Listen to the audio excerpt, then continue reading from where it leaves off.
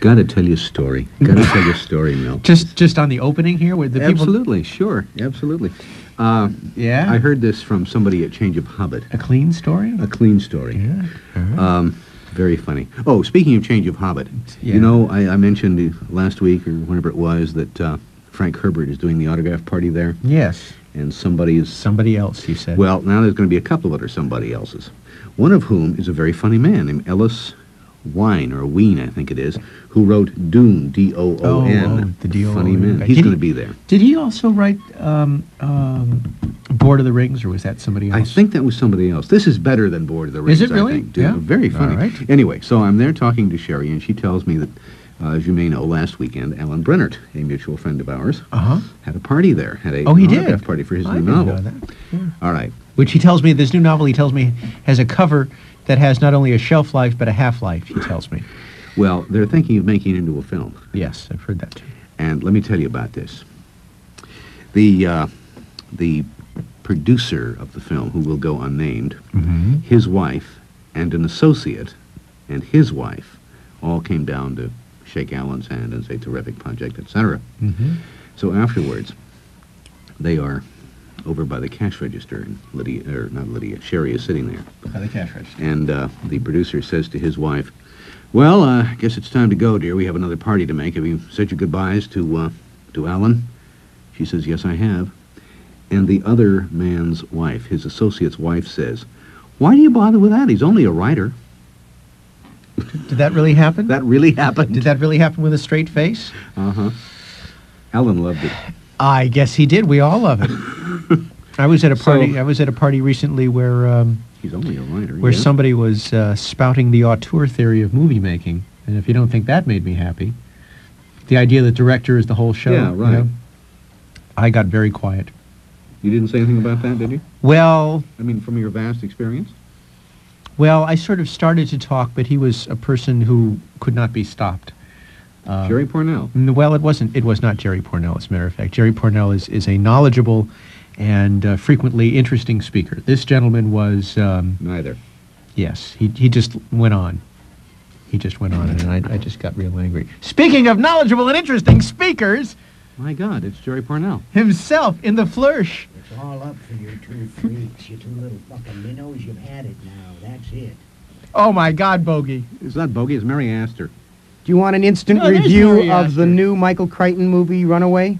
I don't know. Which we just came in from seeing? Is it released yet? Nope. Well, we better not then. You can't, well, when's the release date? Pretty soon. Pretty quick. It's going to open because they got the press screening on Thursday. So it's got to Go ahead, and if you do it, we'll deny it. It's a knockout. Okay. Oh, It- well, then you can talk about It's it. a knockout.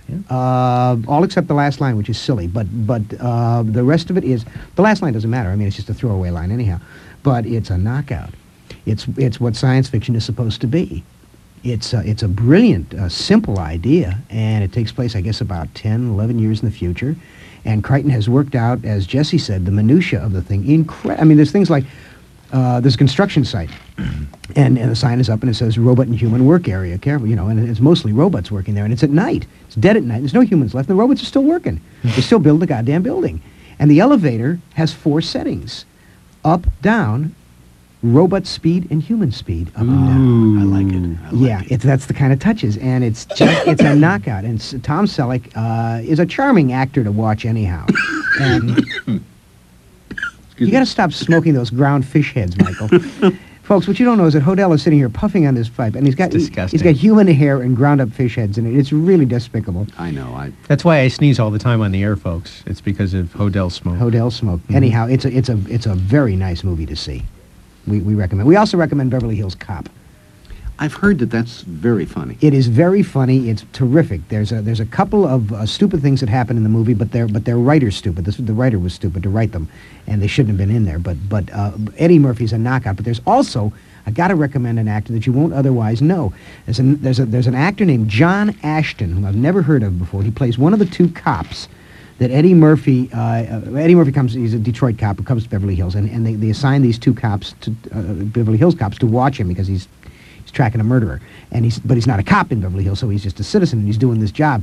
And one of the 2 cops is a guy plays a cop named Taggart, and it's this actor John Ashton. He's just kind of your sort of overweight, stocky kind of pudding-faced cop that you would never pay much attention to. The other one is played by Judge Reinhold, who's kind of bright-faced and Tom Sawyerish.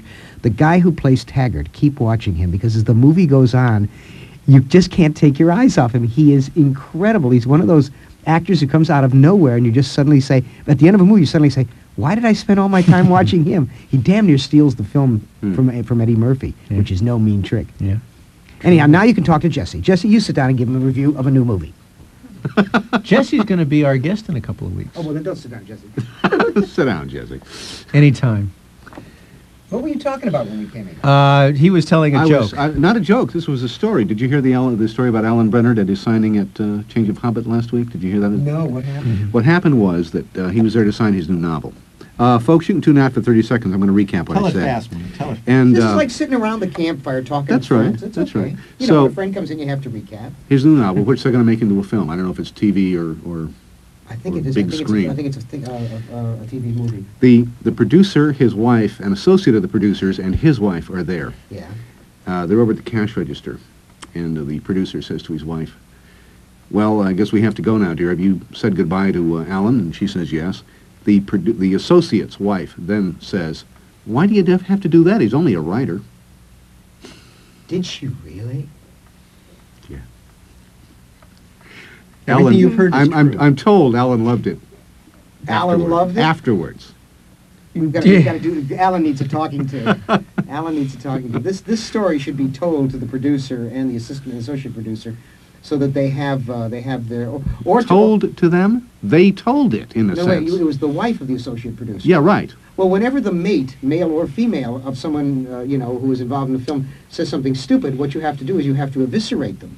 So we have to get this story I- to the producer and the associate producer so that They were standing right there, though. Yes. And they heard it. They know it. And they they were didn't there. say anything? I guess not. Did they say Maybe anything? that, not that I know of, maybe that was just a story about the Hollywood pecking order. Is that one of those apocryphal stories? I don't think it's apocryphal, not according to Sherry? Sherry. I wasn't there. You mean it really, actually, and truly happened? In front of Sherry's ears. And the associate producer said nothing. Well. He'll never work in this town The again. hit squad. The hit squad. We have to get the hit squad. Speaking of Starman, have you? Good I- segue, Jeff. Thank you. I wasn't going to talk about Starman until the 14th when it comes Oh, out. that's Have you good. seen it? And then I'll talk about it. I saw it Wednesday. Well, you were sitting Yes. right in front of me. Yeah. He Yes. kept saying, sit down, sit down. Well, you were sitting behind Mel, actually. Yeah. And then sitting behind What are him you was going to say John. on the 14th? I will speak of it. Okay, well then I won't speak of it at all. No. I Neither haven't even will I, seen it. then. Wait a minute, what's going on here? We've I- all seen it. So I gather. I'm feeling very left out. Reviews have sorry. been released. Gotcha. Have they? Yes, yes. Where? What, like Variety someone or- compared it To a summer's day. favorably to To what? a combination of E.T. and the Grapes of Wrath, which I found Who did that? rather high Who praise. did this? Rather high praise. E.T. and the Grapes of Who did Wrath? Is there a reviewer named Richard Mueller? Not Richard Mueller. No, not With the, an M. What's his name? not the What's writer. his name, Mel? Not the Tell me. writer. Not Richard Richard Mueller? Malton. Who are we talking about? A critic, locally. Richard Malton? No. Malton, yeah. Not Malton. It wouldn't Not be. Richard Malton. Malton's No. too smart to He's say too that. no. He wouldn't say. Richard that. Malton would never say that. Carl no, Malden no, said no, it. no. No, no. Malden No, said he This said has been never leave home reported to without. me, and when you're going to talk about it, I will find out who's Yeah. responsible for that. Because thing. that, it But was... it is. Let me just ask you this.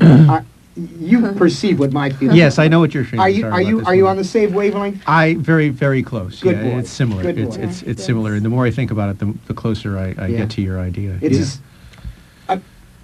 If you haven't seen it, I recommend reading Michael Ventura's review, which appears in this issue of the L.A. Weekly of 2010. Do you think that was well written? 2010. Yes, I do. I may be the only person in the community who likes it, but I like that movie I a thought lot. it was no, Which? no, not the 2010. movie. Oh, The 2010. review, the criticism. I by thought the Michael review was pretty Ventura. good. Yeah, I thought the criticisms were pretty fair. Oh. Well, you know what's I surprising thought it to brought me? to life the George Bernard Shaw rule of thumb about using negatives. He used more negatives in the first 3 paragraphs to describe a positive thing about the movie. That you completely lost sight of what he was trying to say. By Really? the end I of the didn't. review, you don't understand what it is he thought exactly. Hmm. But he sure seemed like he had a good time. The thing Yeah. that surprised me about 2010 was that as you and as listeners of this program will know, I am not one of the great fans of Pete Hyams. as a director. No, you can stay there, Jess. I'll stand. I mean, you getting okay? You getting an okay read? he's fine. Oh yeah. Okay. I want to get a Coke. Oh, you want to go get a Coke? Yeah, there's much left. And I must say that given what he had to work with, he did a perfectly acceptable job. I made a point of neither hating nor liking the film before I went into it. I went in absolutely cold. Had you read the novel? Yeah. Mm-hmm. See, I had a problem, and the problem was that Omni did a book with Doubleday called Omni's Book of Science Fiction Fantasy Films, Screen Flights, Screen Fancies, or something, Screen Fantasy, and it just came out. Huge, big, that's wonderful. A large coffee table book.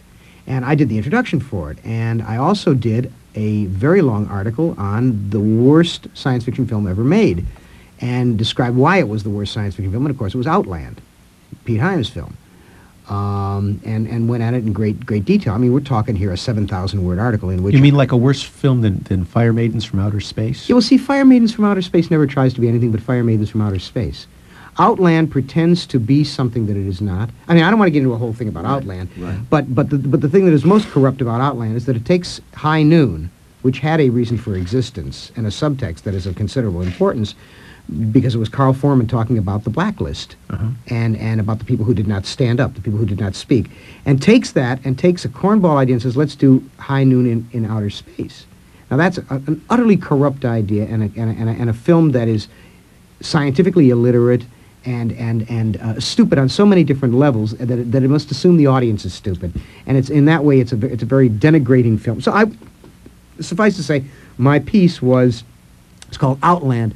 Out of its mind, but sadly not out of sight. And and after doing this whole thing, the last line was, and guess who they've signed to do 2010? Mm-hmm. You got it, Pete Hyams.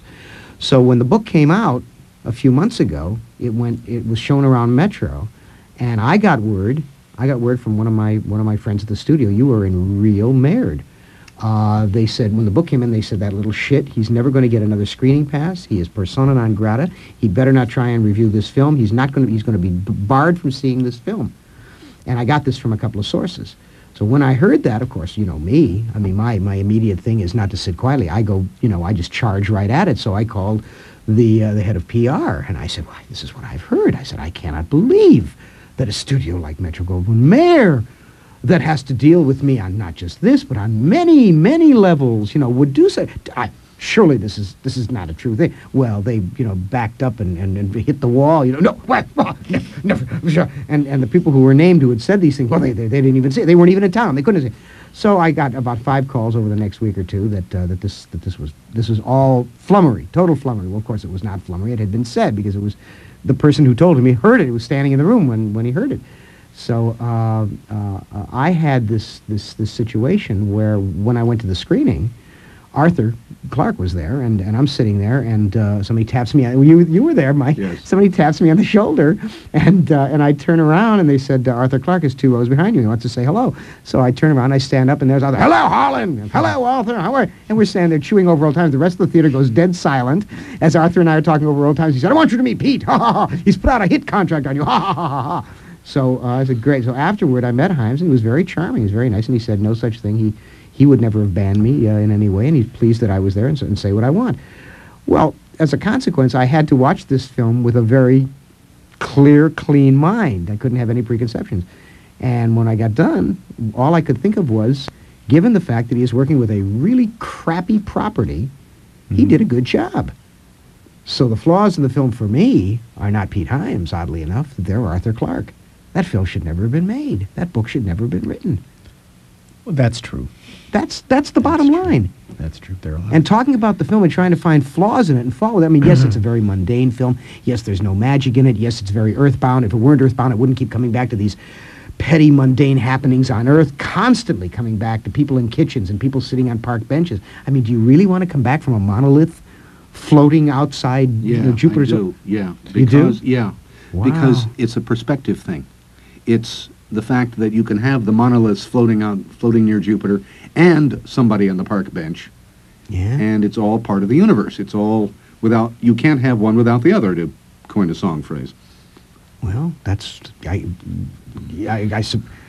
You got to have someplace to You've, cut to, as it were. you've unmanned me and disarmed me. I don't know what to say. Yeah, I guess that's a valid, absolutely valid way of looking at it. It just didn't have any jump for me. That's weird because it did for me. Really? It really did. Yeah, I remember you saying that. The next day we met Yeah, over there in American yeah. Comic Book Company. You said that, and I thought, wow, what did he see that I didn't see? I don't know what I saw because what I saw Take your was- hands away from in front of your mouth. What when I you're saw talking. was magic. You're on the radio. What I saw was a film that did not have the pretentiousness that the original had. Oh, I don't know. Oh, come on, Gilden. It was pretentious. There's a real difference between pretentiousness and a philosophical approach. And I guess one man's philosophy is another man's Let pretension. me put it this way. The metaphysician in that one made a house call, okay? Ooh. I think we disagree. I think we disagree. I think 2001 was an immensely more skillful film than this It one. was a different film. Yes, it was certainly a different Well, film. it's impossible but to escape the comparison. I mean, the comparisons will have to be made. And there was a if you call it pretentious, and I would never have thought of that, Mike. But you know, I respect your opinion, and if you say pretentious, that I That's credit it. how it looked to me, at least. I'm talking about the 2001, Yeah. which was a brilliant film. Don't get me wrong, but it was just it's. I think reaching I its I think grasp. rather than pretentious, there was grandeur. There was genuine grandeur, a thing which I Yeah. seldom see in Yeah, films. there was. And I mean, from everything from the moment when those pithecanthropoids put their hands on that formica slab, till the last instant when the Star Child floats back, it was just you know an astonishing kind of mythic involvement. It was, and it took you places no one had ever been before. Right. And I think that 2010 does much the same thing in a different way.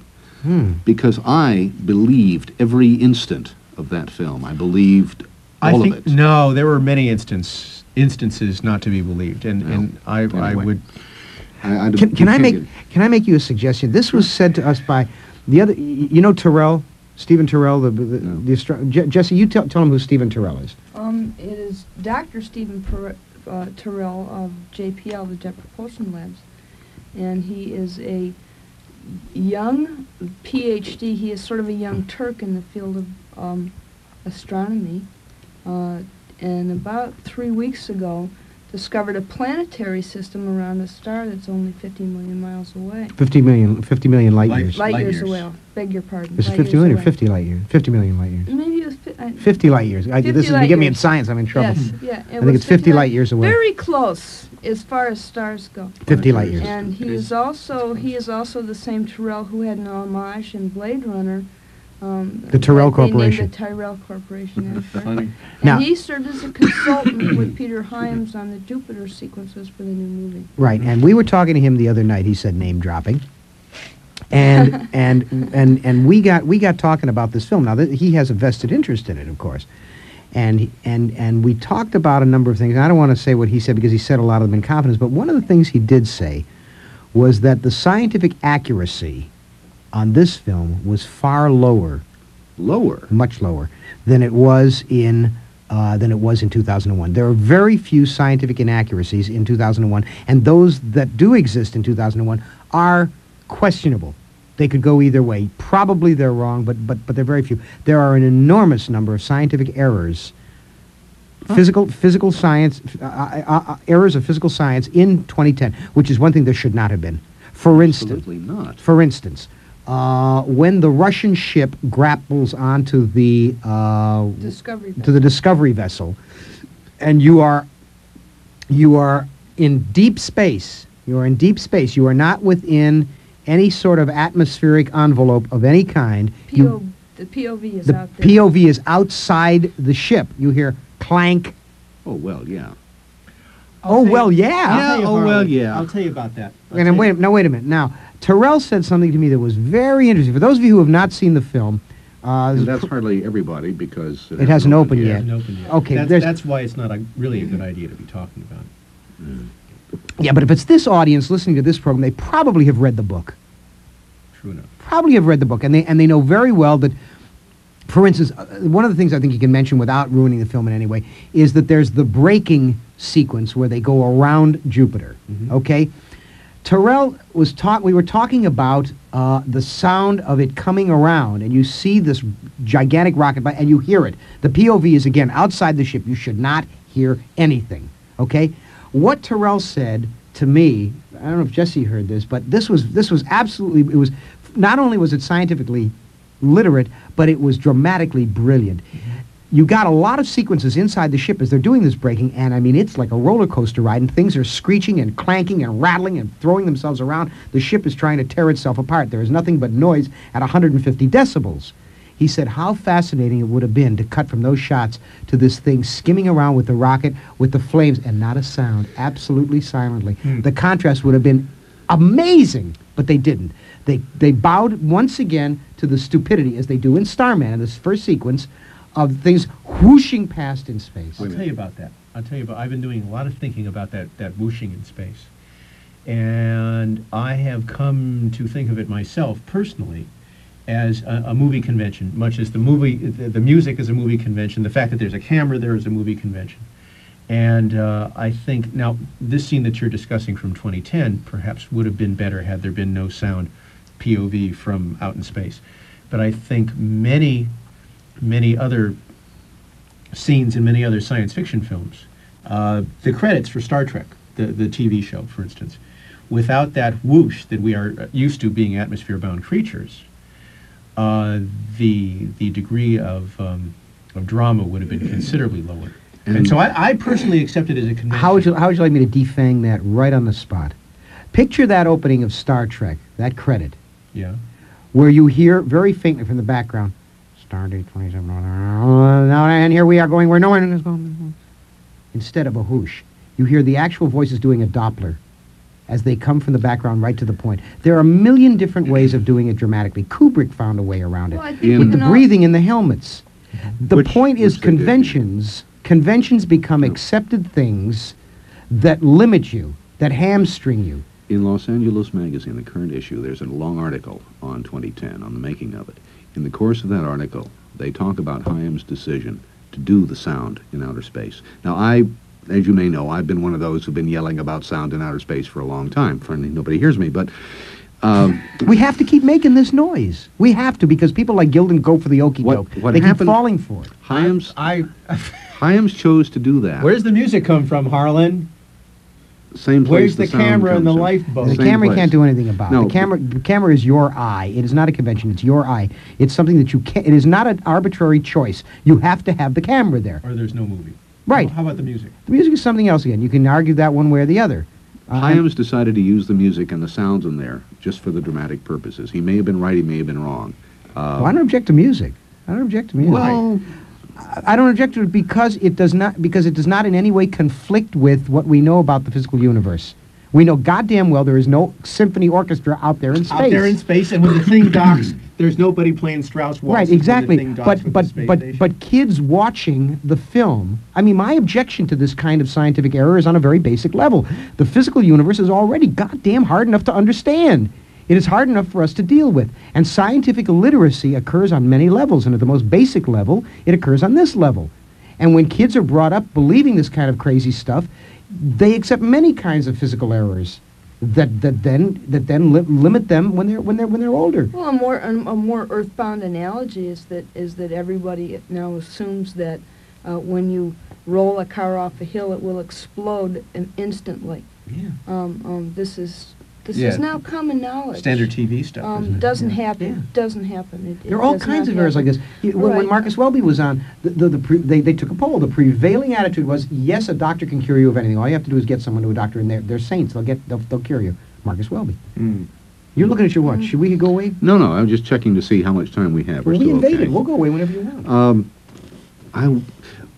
When we do the anniversary show, I hope you'll be able to make it so we can talk about this. I want to talk about films in general over the course of. In fact, no, the week before, the 4th of January, if you're going to be in town, we're going to do sort of an overview of science fiction films from '84. Will you sit in? Can you? I don't want to put you on the spot. Well, if you can, you'll do if it. I'm alive, yes. Yesterday Okay, I had the fair flu. I had a enough. 102 temperature yesterday. At this time last night, I was lying in my bed sweating buckets.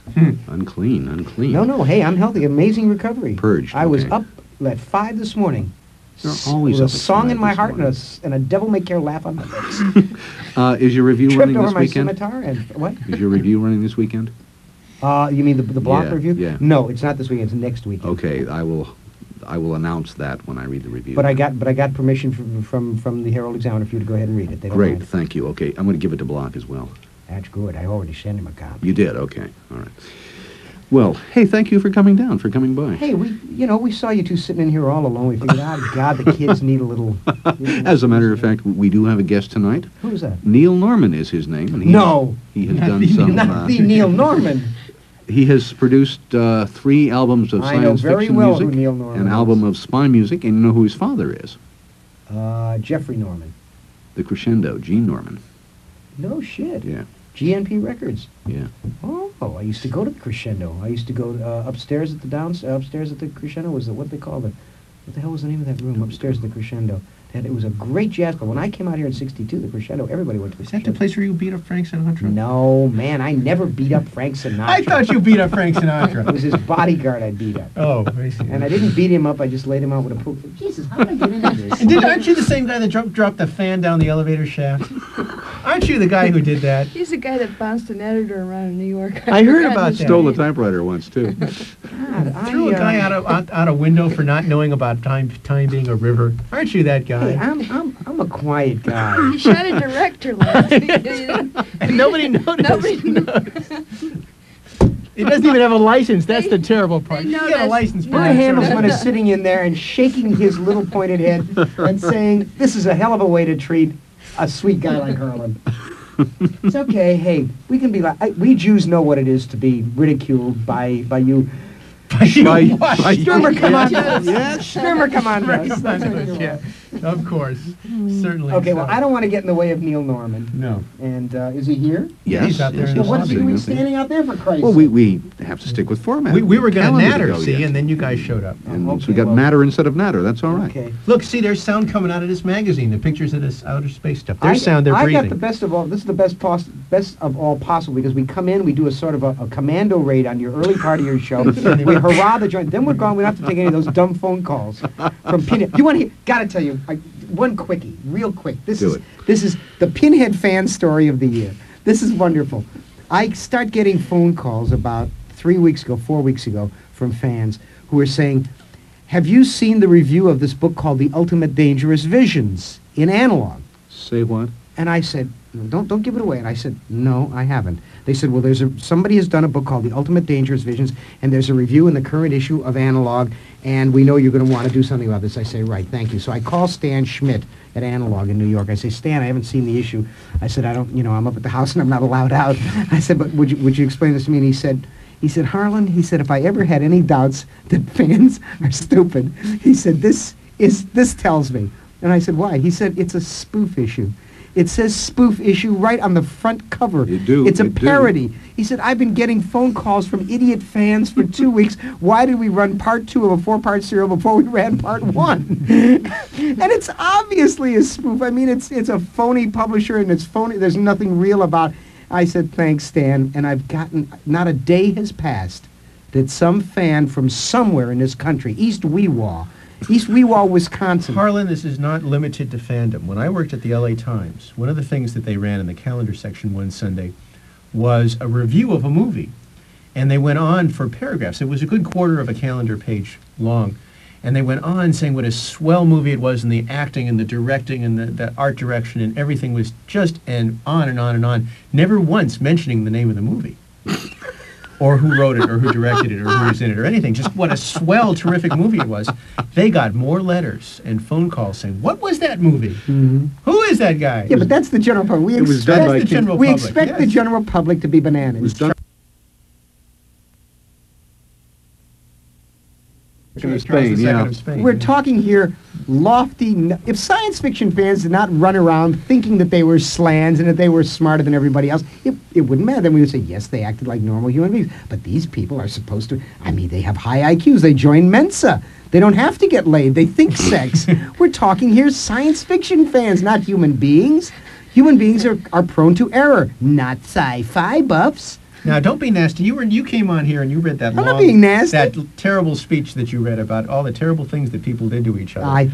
You did that thing. And then he copped it. He climaxed it, if I may say so, by telling his story, the thing that he did.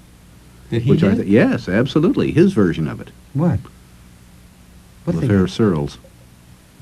Oh, yeah. Oh, that's absolutely acceptable. I see. Absolutely acceptable. I mean, we I must. just thought it made you human. That's Got to all. keep people in Well, order. I'm subhuman. I'm not human. I'm He's got subhuman. good hair, though. He's got the most terrific hair. I've always liked your hair, Harlan. Even when I first met you, I said, "This is a man with good hair." Yeah, but your hair has wave in it. My hair doesn't have any wave. Well, it's got a good haircut, and it's got the little tonsure in the back. You know. Well, but you got a. Mike's got a little wave in his hair. He's got a little. His stuff does something, and Jesse's hair does numbers. My hair's very straight. Looks good. Welcome to Hair 25. Okay, now we're gonna take a poll. Who has the best hair in sci-fidom? The best hair. The is- best hair. The best hair. Bob Forward has a Oh, good. Bob Ford has terrific Bob hair. Ford has really perky, peppy hair. Yeah, I think I don't would know, have to you go know? for either Spinrad or Silverberg. No. Oh, no. Silverberg's is Yeah. all thin. No, Silverberg's is not. No, Silverberg's is tired hair. Tired hair. Just it sort of lies there. Norman has very Jewish hair. He really does. Very Jewish. First of all, it's ginger. It's that coppery colored stuff. And if Norman doesn't get it styled, he looks like one of the Three Stooges. If he lets his hair go, it's all over. That's why. But when he has it cut, it's hair. Norman's got good hair if it's cut well. Yeah. I think Boyette is really Oh, Boyette's good. got Oh swell yeah, hair. Boyette's got. Yeah, it's got good hair. Yeah, women go bananas That- over Boyette's I hair. would kill to have his hair. It's good hair. Yeah, women envy Boyette's hair. Yeah. Yeah. Who's the guy that we had on the show? It was one of the winners of the Hour 25. The big guy looked like Peter Frampton. What was his name? Peter It Frampton. wasn't Peter It Frampton. wasn't Peter Frampton. Do you believe that we're sitting here talking about him? I was- Neil Norman is standing I out am there just waiting. He's about- got nice hair too, Neil Norman. I am just about to make Mark the Shepard segue, has but good hair. before that, I want to tell you, speaking of miracles and last dangerous visions and so forth, Weird Tales is out. Oh Yes. yes. Yes. Good. He actually Um, held a copy in his hand. I have one. I have one. I have one I've too read now. one. Oh, you do have one. I Yes, heard that yes. your story's full of typos. I hear. Is it mine? It's got a couple in it. Oh shit! You know how many times we went over those galleys? Do you have any idea how many times Gil and I went over those galleys? 6 separate. They're invisible. times. They're invisible. No, they're not invisible. They were not there when we did them. Really? Trust me. Oh my When they goodness. were when the pages were reset, Reset. they crept back in. The Yeah. guy. It's Different ones. Good yeah. story, by the way. Did you like it? Yeah, I liked it. Oh, thank you. That's I nice. did like it. What? And life isn't a fountain? And Mel's winner is Randy Crump. Randy Crump, that's his He name. just yeah. called. Oh, he just called. Yeah, he's got terrific hair. Boy, how's that for lack The of group- ego strength? I He tell needed you- his name known. All right, Crump, we paid attention to you. Now, No, it's the group mind lives, I tell you. Everybody knows. Anyway, good story, and I hope he can get the magazine out. But now I can say, along with Harlan, that I'm a Weird Tales writer. yes, we have appeared in Weird Tales. You have appeared. You, Yes, Mike Odell, is yes, appeared in yes, Weird he Tales. has a I book have review book column in reviews, there. yeah. Oh. Yes, Oh, indeed. well, I It's a guess very it strange magazine. Yes. would have to be. I mean, It it's is. it's It's weird. it's a weird. It's weird the way it's put together. It's Yeah. weird the language. It's the look of it is weird. It truly is I weird. don't know. Brink Stevens is on the cover. Not a bad thing. The amazing thing is this. I mean, I have never liked. I mean, not saying nothing about Brink. Brink's a very nice young woman. I've never liked that cover. Ever since I saw the original thing, I said, "Oh my God, you're not going to use that as the first cover of Weird Tales." And yet, because they've done it in 3 color, there's a plate missing. Mm-hmm. It has that strange, almost rotogravure look that the old Weird Tales had. And the goddamn thing works. I mean, it really looks like Weird Tales. Yeah. It's very odd. There it is. I'll have to get you a copy. I'd love to see a copy. I'd love to read Harlan. What's the new story called, Harlan? Laugh track. Laugh track. Yeah, you'd like that I got a story. copy You for really Carl. would. I'll leave Oh, it with okay. you if you Sure. want. Yeah. Yeah, you'll laugh along with that story. I It never is. read that It's a- story over the show. No, That's a you terrific had a choice story. of reading that one or one other. Ah, and you and read the other, and I can't recall what the hell With it Virgil was. Odom of the East Pole, That's which the is one in which the is next issue of Omni, Omni. yes, in, yes. in Omni in January. Right. Right. Yeah, Laugh Track is a funny story. Laugh Track would make A people... funny story? Oh, it's Yeah, very funny. yeah. Yeah. It's very funny, yeah. Very You don't do funny. those very often. Often enough. Often enough. Was there a funny story between this one and I'm Looking for Kotick? Yes, The Hour That Stretches. Is that yeah? Well, that's got My some. God, there's half a that's dozen true. of them. And How's the and nightlife on Sicily? how's the nightlife on Cazalda? My golly, I've just been not keeping up, and I should apologize. every hell of a guy. every 3rd or 4th story I write is a funny story. Is it? It's, Yeah, it's in the contract, yeah. Yeah. Yeah. I know that you're a funny guy when you put your Hey, mind to it. I'm one of those. And funny. Watch how funny I am now. Okay. Gone forever. I'll see it. Yeah, leave Now that. that's funny. Leave the magazine. Yeah. Okay. Yeah, well. Okay. Good night. Bye. Thank you for stopping by. Well, we're running a little late, but better late than. I was going to do some nattering here. Well, we're not going to have I time. guess not. So let me very briefly say who will be around next time. Next Friday, December 7th, we will not be here. We will be at the Santa Monica Civic and Winter Fair. We, meaning We. you and I? And several thousand others, yes. Yes? You Yes. mean I will get talking on to the your- radio? That I have to work out, Oh, but we might be. could be funny. Can I On- bring... I'll let We'll you talk know. about it. Yeah. All right. On the 14th of December, our guests, tentatively, Gary Groth, I don't know if it's Groth or Groth, editor of the Comics Journal, and Jim Van Heiss, comics person. Uh-huh. We can talk On about the death of Pacific Comics that night. Friday, December 21st, the Jesse, who was just Groth? here. Groth. The expert says Groth. Groth, thank you. Jesse will be back. The subject will be computer literacy. Boy, I'm looking forward to that one. That should be, listen. You better put some asbestos around the phone That's lines going for to be that a programmed program. one. Yeah, And we have a new I guest. can't understand you. You don't know about yet. Computer literacy, illiteracy. I'm not understanding him. Go outside and find out. I'll finish this list. Contradiction in terms. Oh, oxymoron. Aha, Okay, yeah. all right. Yeah. On Friday, December the 28th, we're going to have a very interesting guest, a young man named Tim Powers. Yes. Tim is a young writer. He has won the John Campbell Award. He has published 2 novels, The Anubis Gate and Just This Week. Something. Oh, dinner. God. Dinner. Dinner at The Deviant's Palace.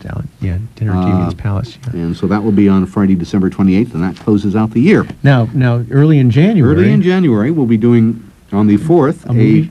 Is that the sort movie of show? an overview of film and TV, science fiction and fantasy and stuff on Okay. the show. Oh, that's the 4th. That's the 4th. Who's going to be on that show? You and Van Heiss and maybe one Here's or your two guest. others. You kept him waiting long enough with these assholes babbling on in your show. Goodbye. Thank you. That's our lovely assistant. And doorkeeper, Harlan Ellison. Yeah. And, Helen Ellison. On the, don't talk that way. Oh, excuse And me. on the 11th of January, our anniversary show, Site TBA, as they say, to be announced. Oh, is that so? Yeah. You haven't set it up yet. No. But soon. But soon. And for the rest of your life, sweetheart. And so that's it.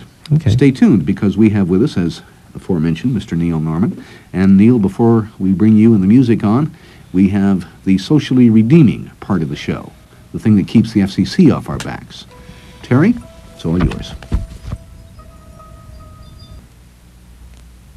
That was a musical theme from Land of the Giants.